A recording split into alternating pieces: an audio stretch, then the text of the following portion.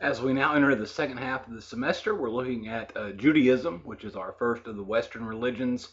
This is your first lecture on Judaism. The primary difference that you'll see between Western religions and Eastern religions is that as we looked at the Eastern religions over these past several weeks, we see that they hold a cyclical view of reality, that there never was a time when there was nothing, but that the world, or all of reality, continues to repeat itself in particular patterns.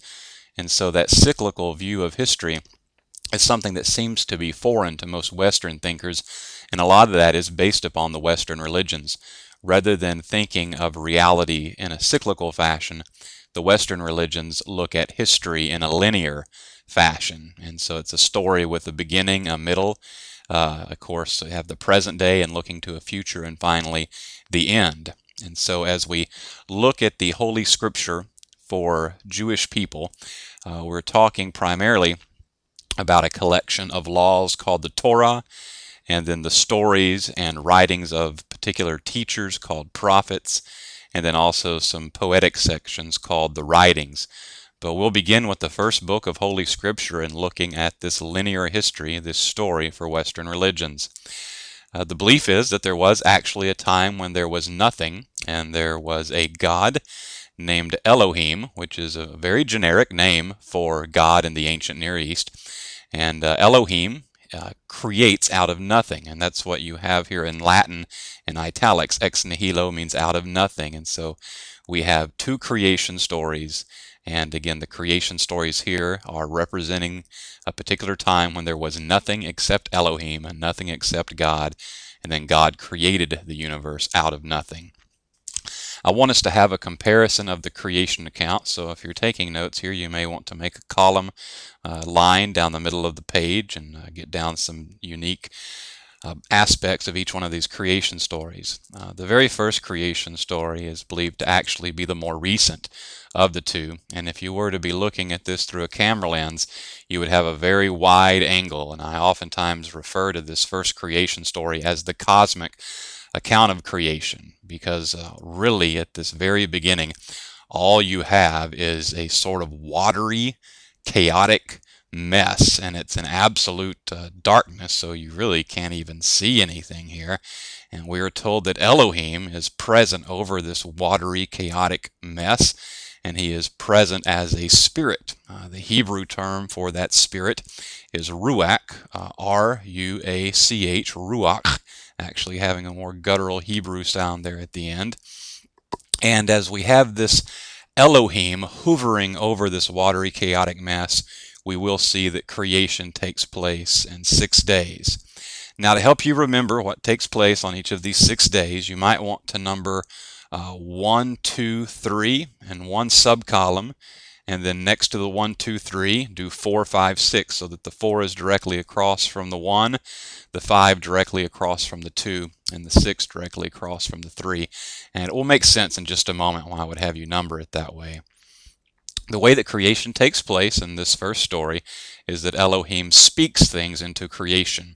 And so on the very first day of this creation, we have Elohim saying, "Let there be light." And so now at least we finally have this watery, chaotic mess illuminated. So light is created on the very first day. And then on the second day, we have a separation that takes place in the watery, chaotic mess.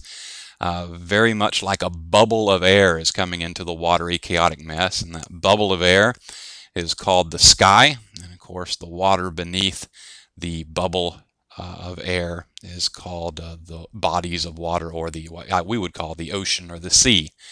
And then on creation day number 3, we have another separation taking place within the waters, and this time it is the formation of land in the waters. And of course, on the land there is also vegetation. Okay, so those are your first 3 days: light, and then the formation of sky and waters, and then on the third day, land and vegetation. Now I hope you'll understand why I had you number 4, 5, 6 next to 1, 2, 3. What is created on day 4 corresponds to what was created on day 1. On day 4, there is the creation of a greater light and a lesser light, which we would refer to as the sun and the moon.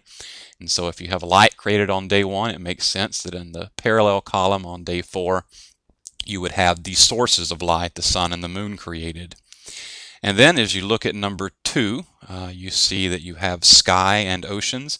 And so on day number 5, you have the creation of the kind of animals you would find in the sky and the ocean. So birds and fish. And then you see on day number 3, you have the creation of land. And so on day number 6, you have the animals that live on the land are created. And the highest of all of those animals is said to be man and woman together, humankind. They together are made in the image and likeness of God. And this oftentimes is referred to as the Imago Dei. In Latin, that means the divine image. And of all creation, it is man and woman that bear this stamp of the image and likeness of Elohim upon them. There is not a 7th day of creation. Instead, on the 7th day, we have what is called the Sabbat, or Sabbath day, and this is a day of rest for Elohim after he has created on the first 6 days.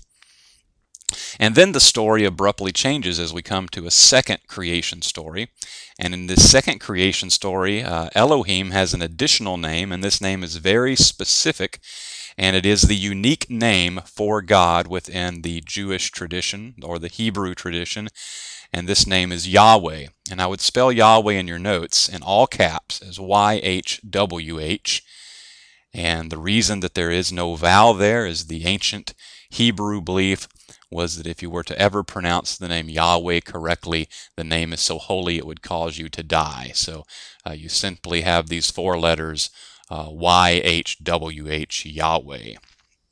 And obviously I'm not pronouncing it correctly because I'm still among the living.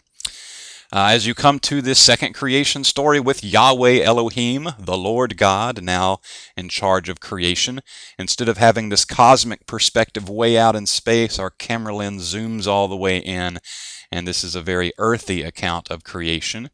And it seems that the creation is already there, and Yahweh Elohim is not present as spirit, but he appears as almost a very large man who walks around in this garden. And Yahweh Elohim forms out of the mud, dirt, and dust a human body, but this human body has no life. And so just like you had the term ruach for spirit in the first creation story, now we have that same Hebrew term ruach being translated as breath. And Yahweh Elohim places his breath into the nostrils of this lifeless human body. And this is the reception of God's Spirit into this man. And his name is Adam, sometimes Adam. And this name Adam simply means humanity.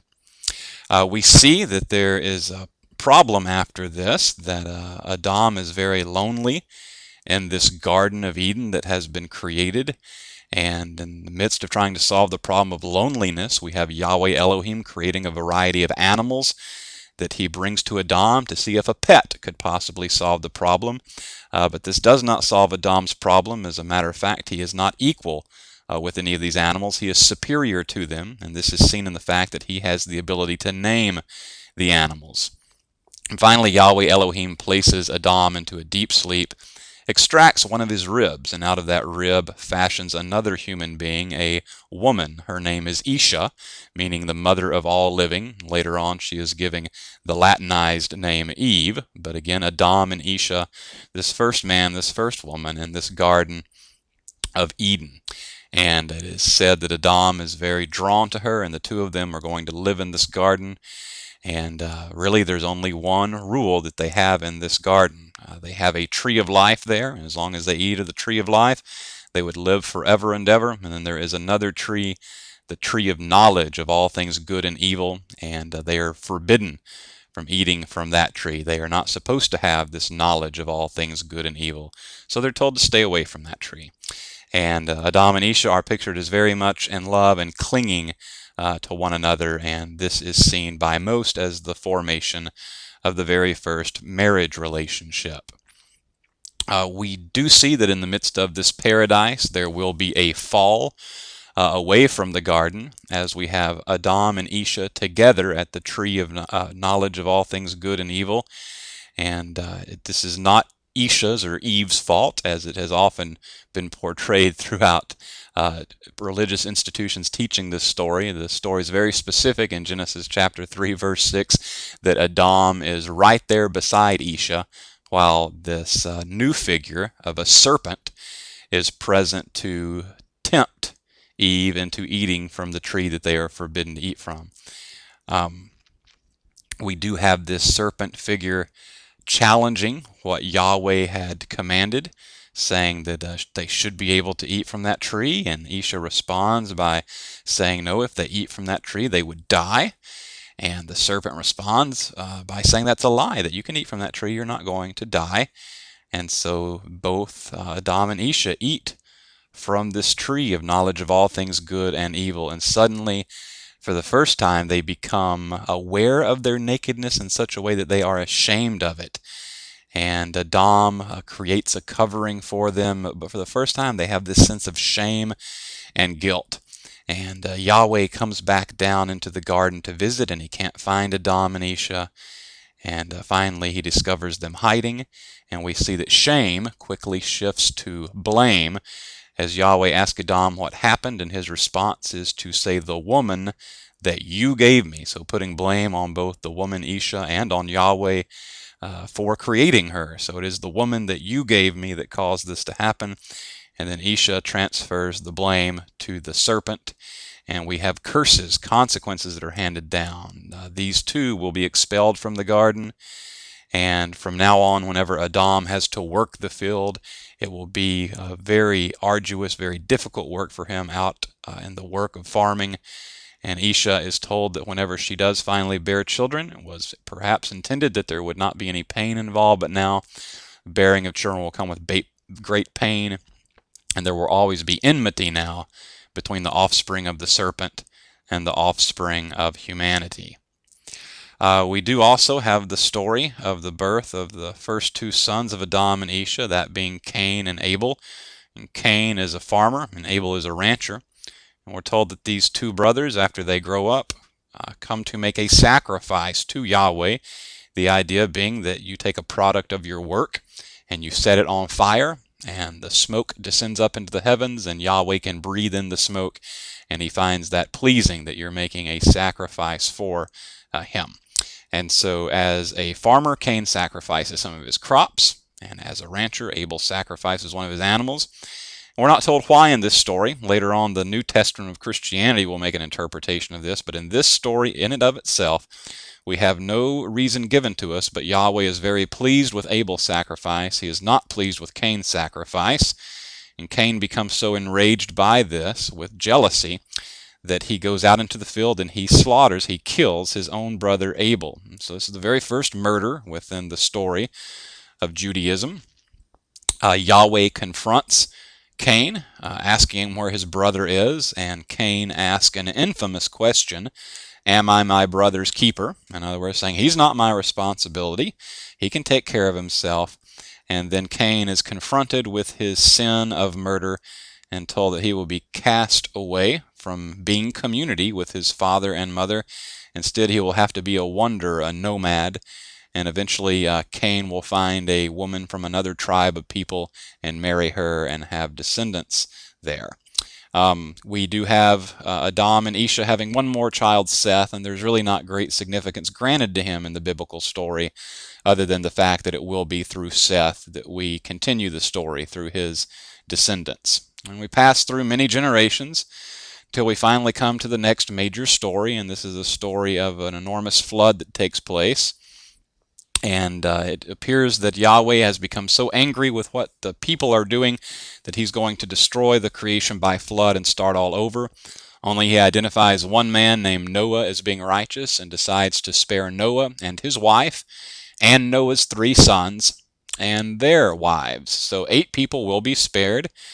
And so that the creation can start over again after this flood, they are to collect, and in one account of the story, they are to collect 2 of every kind of animal to take on this enormous boat called the ark with them. And in another version of the story, we're told that there are some kinds of animals that are clean and some kind that are unclean, and you should take 7 pair of the clean animals on the boat, but only 2 of the unclean animals. And these 2 different versions of the story are just shoved right next to one another. Now, this is not the only flood story from the ancient Near East. There are many other flood stories, and so most historians believe that there probably was very heavy rainfall that did great damages to the tribes in this area, and then all of the different tribal people were coming up with their own flood stories to try to explain why God or the gods would have done this. And the story of Noah and the flood is one of these stories, but it is certainly not the earliest of these stories. We do have 40 days of rain taking place, and really a total of 150 days until finally the waters have abated enough that Noah and his family and the animals are able to get off of this boat. And we have a promised relationship that is established between God and Noah. Now, this is the most important term for Judaism, and you'll see it spelled out on the next slide, but you may want to go ahead and write down the term covenant. Okay, covenant is a promised relationship. Within Judaism, it's a promised relationship that Yahweh establishes between himself and someone else. And you do need to keep up in your notes with the covenants that we have. Now, this covenant, this promised relationship that's going to be made with Noah, is the very first of the covenants. That is, again, it's explicitly stated. We do seem to have some sort of implicit covenant that was made with Adam and Isha, but it's never explicitly stated. But we do have a statement of covenant between Yahweh and Noah that Noah will be obedient to Yahweh, and that Yahweh will never again destroy the world by a flood, and a rainbow is placed in the sky as a sign of this promise. And Noah is told that from now on people are allowed to eat meat. They had not been allowed to eat meat before this time. And just simply to make sure that all the blood has been drained out of the animal before you eat the animal. Blood, for the ancient mindset, considered very much the life force. And so if you're going to take the life of an animal to eat it, make sure all of the life force or the blood has been drained out of that animal. And then also there are heavy stipulations made about being sexually pure and not falling into sexual sin. And so these are the parts of the covenant that Noah will have to keep. Ironically enough, as soon as this covenant is made, Noah plants a vineyard and is able to get the grapes and makes a lot of wine, and he gets very, very drunk. And he takes off all of his clothes and he wanders into a cave and he passes out. And one of his sons in this story is said to see his nakedness, and this brings about a curse upon this son. And so even within these 3 brothers, we now have a separation in which one is going to be cursed. His name is Ham, and he will have a son named Canaan. And there's a group of people that will later develop called the Canaanites, and these are those that the people of Israel, the Hebrew people, the Jewish people, find themselves in conflict with. And so again, we see that within the same group of people we start to have these divisions take place. Now, these stories are all taking place in Genesis 1 through 11, and so your final story in chapter 11 of Genesis is one called the Tower of Babel. And this is a time where all of the people come together at a place called the Plain of Shinar, and they decide that they want to make a name for themselves by building a tower that will go all the way up into the heavens. Yahweh sees this venture and is very displeased by it, that they're trying to make a name for themselves. And Yahweh decides to confuse their language so that they can't understand one another, and that this building project will fall apart. And that's exactly what happens. They start speaking different languages instead of the same language, and their lack of communication, they disperse throughout the area and form different tribal identities. Now, this story is considered an etiology. It's an important word for you to have a good definition of. An etiology is any story about how some belief or some practice or some phenomena began. And so the phenomenon of having people speak different languages, well, this is the story that is used to explain that within Jewish tradition, that it was because of pride, of trying to make a name for themselves, that Yahweh had to confuse the language of humanity.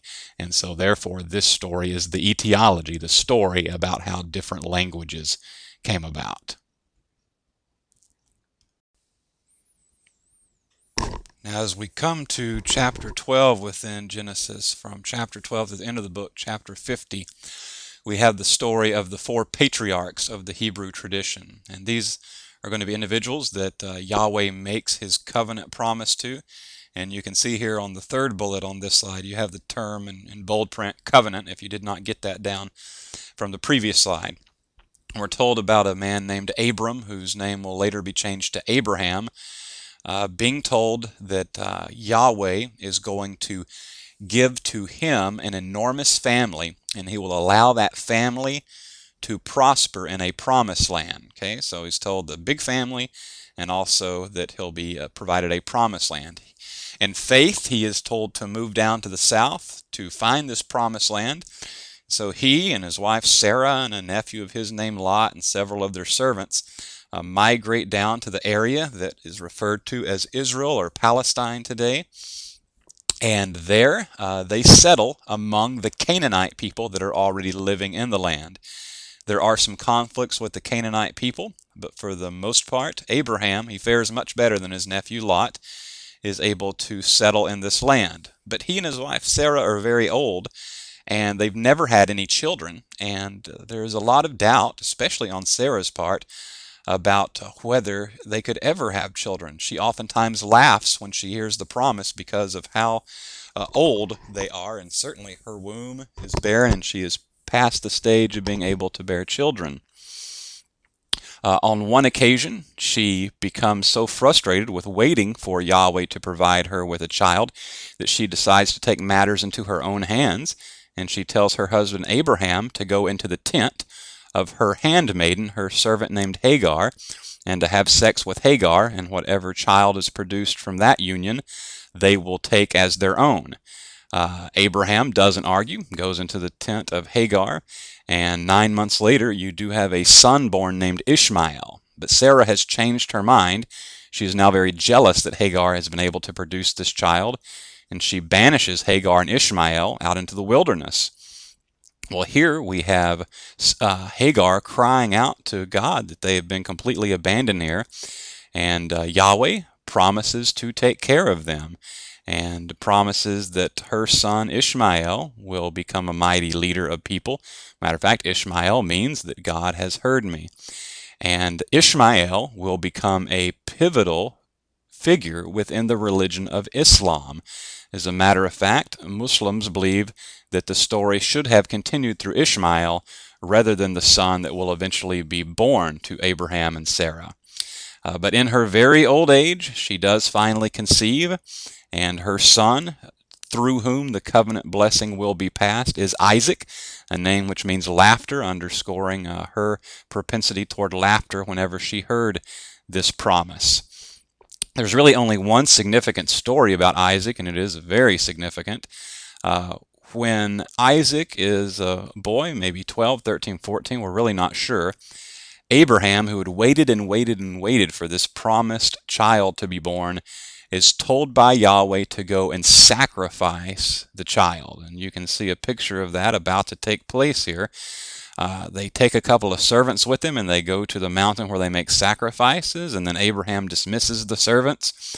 And Isaac starts to look around, and he sees that they don't have the typical animal with them that they would normally sacrifice. And Isaac asks about this. Well, where is the animal? And Abraham says, well, Yahweh will provide. And they get to the place of sacrifice, and Isaac does not seem to resist what is about to happen. He is bound and placed upon the altar to be sacrificed, and just as Abraham is about to bring down the dagger to sacrifice his son, we have Yahweh calling out to stop, that this is not to take place.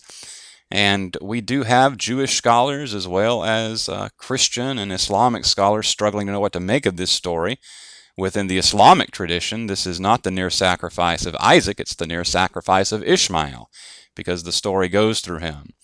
One of the most traditional interpretations is that this is a testing of Abraham, that maybe Isaac has become more important to Abraham than his relationship with Yahweh, and so this is a way for Yahweh to test him to see who is most important. There are others who realize that there were tribes in the ancient Near East at this time that sacrificed their children, and so this is a story to try to demonstrate that no, you should never sacrifice your children. And within the Christian tradition, this becomes very important, as Isaac is seen in this story as a prefigurement of Christ, that just as he is willing to be sacrificed and is at the last minute spared, that Christ will be like Isaac, but actually have to go through with the sacrifice. Isaac does eventually marry a gal named Rebekah, and when Rebekah becomes pregnant, they discover that she has twins who are in her womb, and these twins are said to be fighting against one another.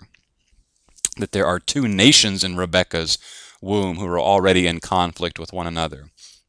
And almost like a scene from a horror movie, when the day for the birth takes place, we have the first son is born, and his name is Esau, and so as it appears he's the firstborn, the blessing and the covenant would be passed on to him. But right as he's being born, his brother Jacob reaches his hand out of the womb and grabs his brother's foot and tries to pull him back into the womb so that Jacob can be born first. But this does not happen. Esau is the firstborn and Jacob is the secondborn. But we find that Esau is presented as a foolish person in the story. On one occasion, he would have received, as the firstborn, a double portion of the inheritance. And one day he's so hungry that when he comes into the kitchen and sees Jacob cooking some stew, he is famished and he wants some stew. And Jacob says, I won't give you any stew unless you trade inheritances with me. In other words, I'll get twice as much of an inheritance as you if you want to get a bowl of stew. And Esau makes that rash and foolish decision, and therefore no longer will have the double portion of the inheritance. But the bigger trick or deception takes place when Isaac, in his old age, is ready to pass along the patriarchal blessing, the covenant blessing, to his son Esau. And he would do this by laying his hands on his son and speaking the words, passing the covenant along to him. Esau is out in a field, and Isaac, who is nearly blind, calls for his son Esau to come in, and instead Jacob hears the call. And the one thing that was known about Esau is that he was very strong and masculine. He was also a very hairy person. And Jacob must have been much more fair-skinned. And so what happens is that the mother, Rebekah, places some adhesive, some glue on the arms of Jacob, and then they put some wool on his arms so that he has hairy arms. And as he comes into his blind father's tent, Isaac reaches out and touches the arms and thinks this must be Esau, and so he passes along the patriarchal blessing. Therefore, Isaac has been deceived, and the second-born son, Jacob, is now the third patriarch. It will be through him that the blessings will be passed along. Well, Jacob is, of course, very frightened of Esau, and he runs away to the north, where eventually he settles for 21 years. He marries two women, both of them sisters, Leah and Rachel. And Leah and Rachel also have handmaidens, okay, two servants. And with these four women, Jacob will have 12 sons.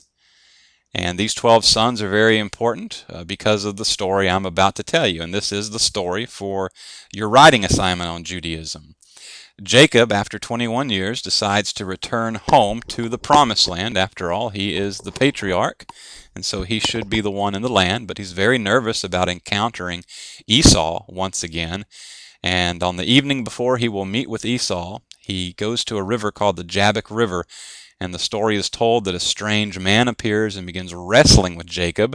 And then we discover that this man is an angel of Yahweh, and in fact, by the end of the story, that this is Yahweh who is wrestling with Jacob. And Jacob is able to get a particular hold of Yahweh where Yahweh cannot escape, and Jacob demands that Yahweh bless him. Well, Yahweh gets a hand free and knocks Jacob's hip out of socket, but Jacob will still not let go until he receives a blessing. And the blessing is the reception of a new name. This new name is really important. Jacob is given the new name of Israel, and of course Israel becomes the name of the eventual nation for the Hebrew or Jewish people. And therefore those 12 sons of Jacob develop into the 12 tribes of Israel. Okay, the 12 tribes of Israel. And one of Jacob's sons, Joseph, as the 11th of his 12 sons, becomes the fourth and final patriarch. The other brothers, the 10 older brothers of Joseph, become very jealous of how much favoritism is shown to him by their father Jacob, that eventually they will sell him into slavery and make up a story to tell their father that Joseph must have been killed by a wild animal. And Joseph's story has a lot of ups and downs. He's sold into slavery, but then he works himself up to being the top servant in a particular household. And then the wife of the owner of that home accuses Joseph, false accusation that Joseph tried to rape her. And so Joseph is then thrown into prison. Then he works himself up into prison, and he becomes very well known as a famous dream interpreter. And eventually the head of all of Egypt, the Pharaoh, has had 2 troubling dreams, and he wants an interpretation of these dreams. In one dream, he has 7 very healthy, tall stalks of corn that grow up, but they are immediately devoured by 7 very weak, short, dry, wilting stalks of corn. And in the second dream, 7 very healthy, fat heads of cattle are then devoured by 7 weak, famished-looking heads of cattle. And Pharaoh continues having these dreams, and he doesn't know what they mean, so he hears of the dream interpreter Joseph, and Joseph is brought out of prison, and he tells the Pharaoh that both of these dreams mean the same thing, that there is going to be 7 very prosperous years of farming and of producing animal life on the ranches, and so there's going to be 7 very prosperous years. But those 7 very prosperous years will be followed by 7 years of famine and drought. And so the interpretation of the dream is a message that they'd better be very careful in these 7 years of surplus to save up food for the 7 difficult years. And because Joseph was able to make this interpretation, he rises in favor in Pharaoh's eyes, and Pharaoh makes him, this former slave and this former prisoner, second in charge of all of Egypt, as he will be the one who is responsible for storing up the food during the 7 prosperous years and then dispensing the food during the 7 difficult years. Now Joseph's brothers, back in the promised land to the east of Egypt, they undergo this same famine or drought, and eventually they travel into Egypt to see if they can get some help. They do not recognize their brother Joseph, but he recognizes them, and it is just the 10 older brothers that make this journey. And Joseph asks if they have any other brother, because remember, Joseph was the 11th of the 12. They say, yeah, there's one more, who is our youngest brother. His name is Benjamin. And Joseph says, okay, well, I'm going to hold on to one of you. And he kidnaps one of his own brothers, Simeon, and says, okay, you go back to your dad and you come back with the brother Benjamin because I want to meet him, and then I'll let this other brother go.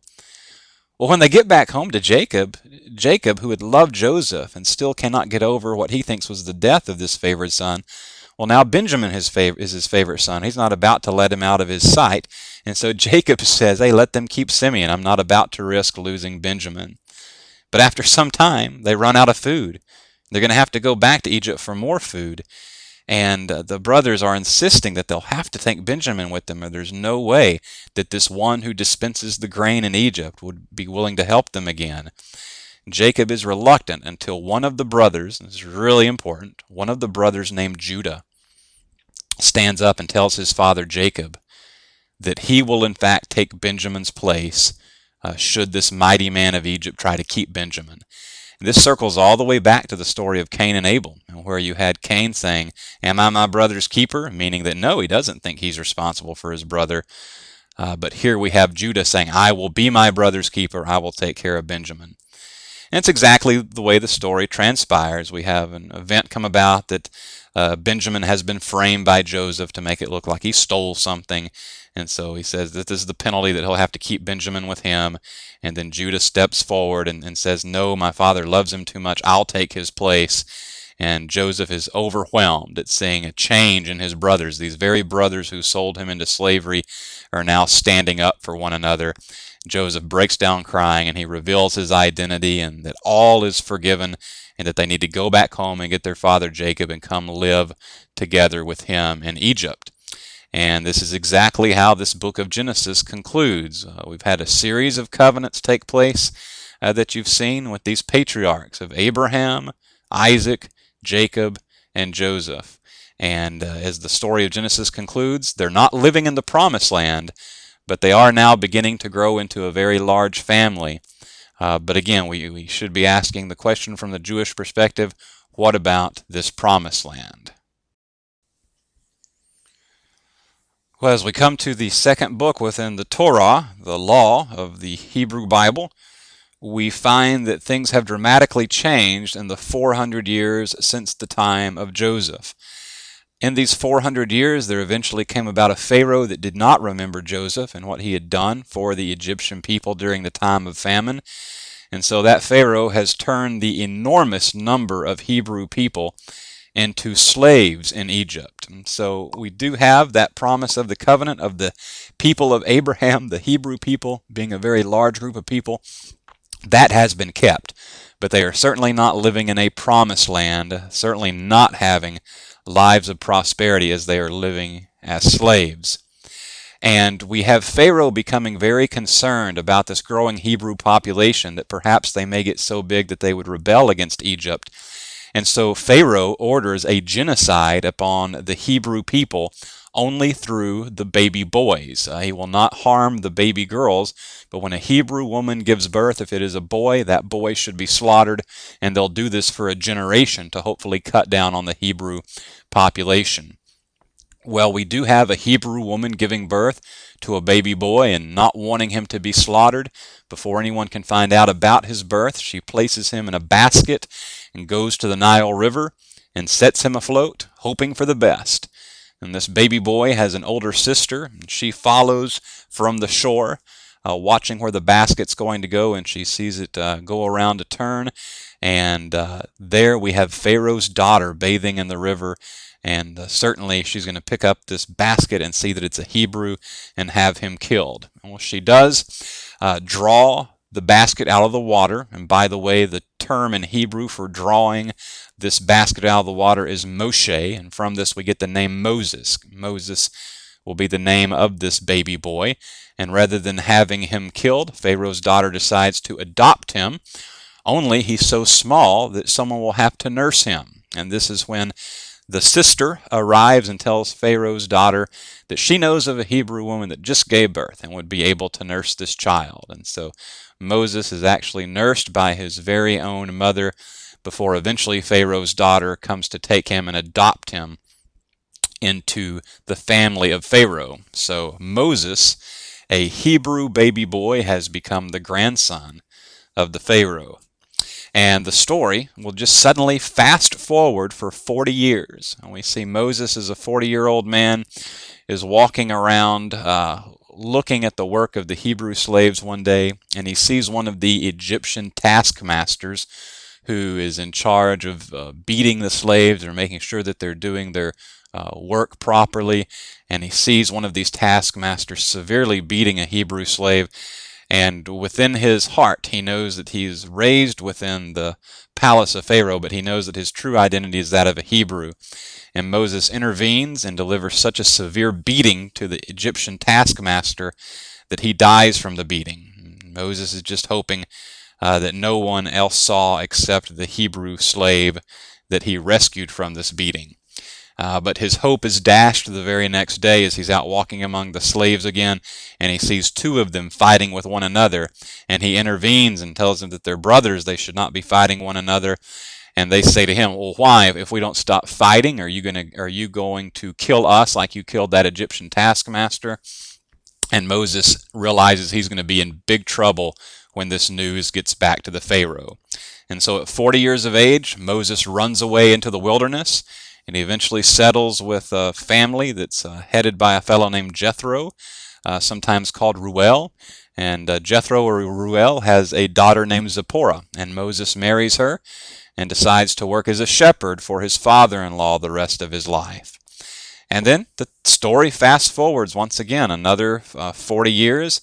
We have Moses at age 80, certainly thinking that his life is probably coming near an end. Little does he know that he still has another 40 years to live.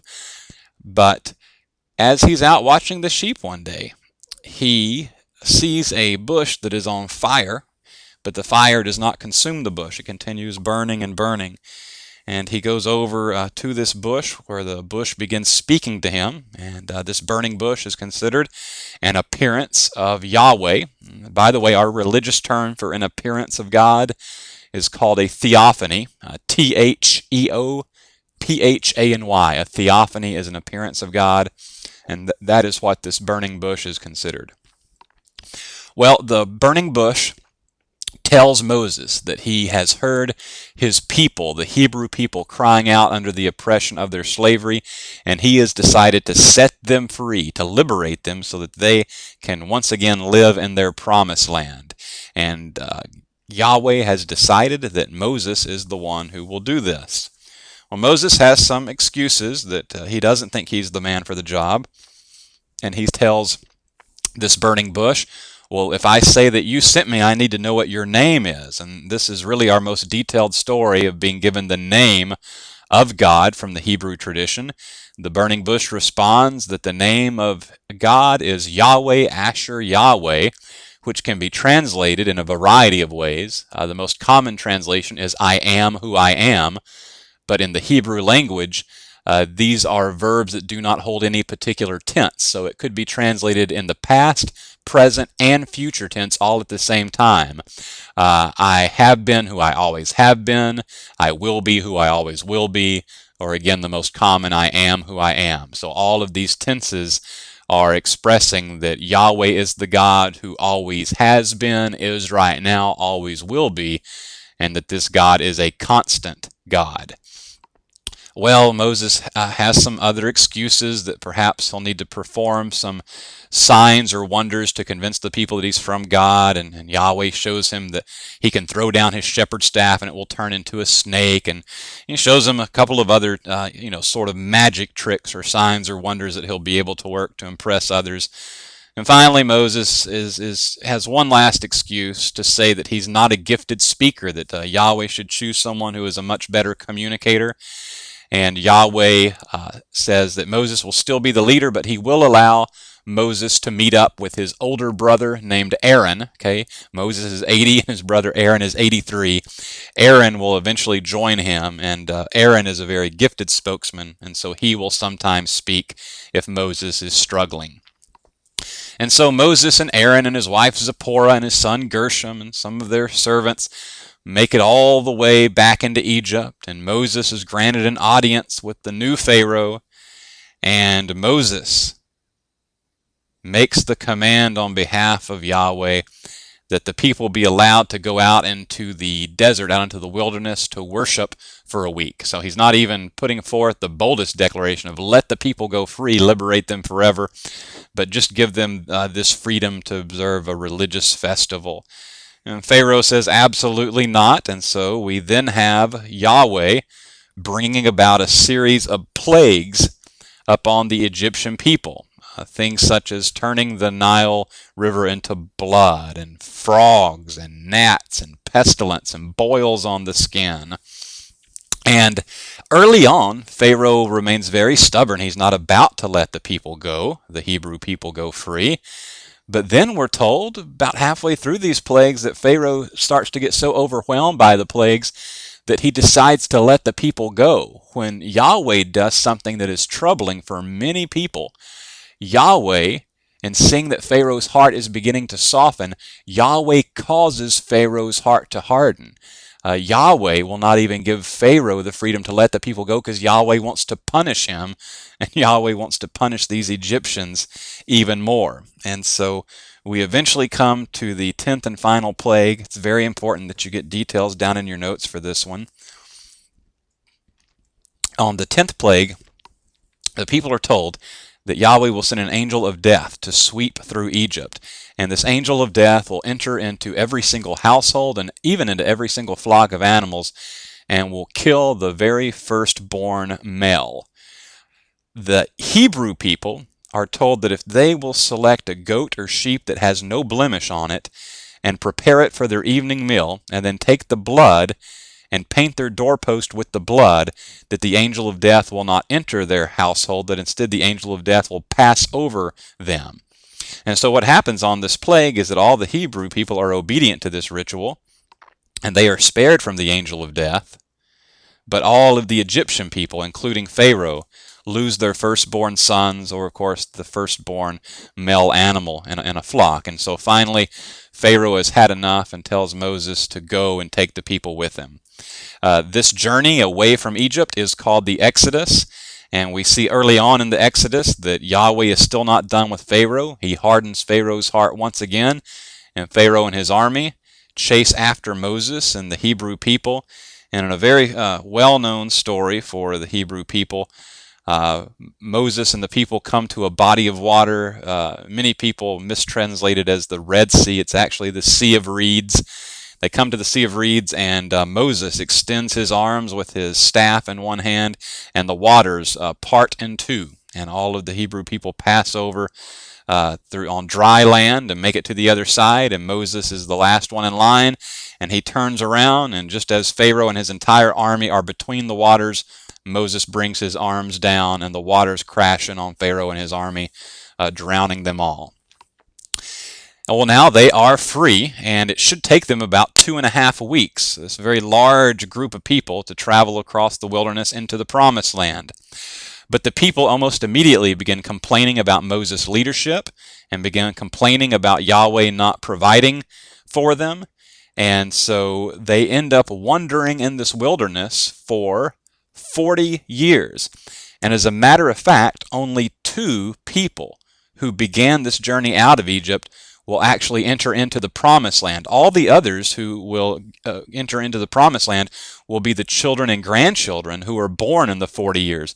But only 2 people will actually enter into the Promised Land. Moses doesn't even get to be one of them, because on one occasion he disobeys God on this 40 years of wandering in the wilderness. But the 2 who actually do get to enter the Promised Land will be Joshua, whose name is listed here, and then another young Israelite man who served as a spy named Caleb. So Joshua and Caleb were probably young boys when the Exodus began, and they're probably in their mid-40s by the time they get to the Promised Land. Now, the last thing to cover on this lecture is to talk about the fact that Yahweh establishes yet another covenant with Moses and the people of Israel. And what is unique about the covenant made with Moses, the Mosaic covenant, is that it is based upon law. And we do have Moses being given several laws by Yahweh. If you count all of them, there's 613 laws that are given to Moses. But the primary laws are referred to as the Decalogue, or the 10 Commandments. And as you look at the 10 Commandments here, go ahead and number 1 through 4. And these will be the commandments that talk about the individual's relationship with Yahweh. And then commandments 5 through 10 will be about relationships with one another in community. Number 1 is the declaration that there is no God above Yahweh. Okay, no God above Yahweh. Notice here that this is not the statement that there is no other God, just that there's no other God above Yahweh. So this ancient Hebrew religion is not yet monotheistic. It will eventually become monotheistic, but here it is what we would call henotheistic, which means that there are other gods, but there is one God who is above all of the other gods. And again, that's called henotheism, H-E-N-O, and then theism. Okay, no other God above Yahweh. Secondly, do not make an idol or an image or a picture of Yahweh. The ancient Near Eastern mindset was that if you had a statue or a picture and you called that statue or picture God, then you could actually handle God with your hands and somehow manipulate God. And so the second commandment is saying that you cannot manipulate God, you cannot force God to do something. And so do not have a statue or image or an idol of God. So this is a commandment against idolatry. A third, do not use the name of God in an empty way or in a self-serving way. Do not use the name of God in a vain way. So the third commandment is saying that the name of God is very important, and you need to be very careful in the way that you use that name.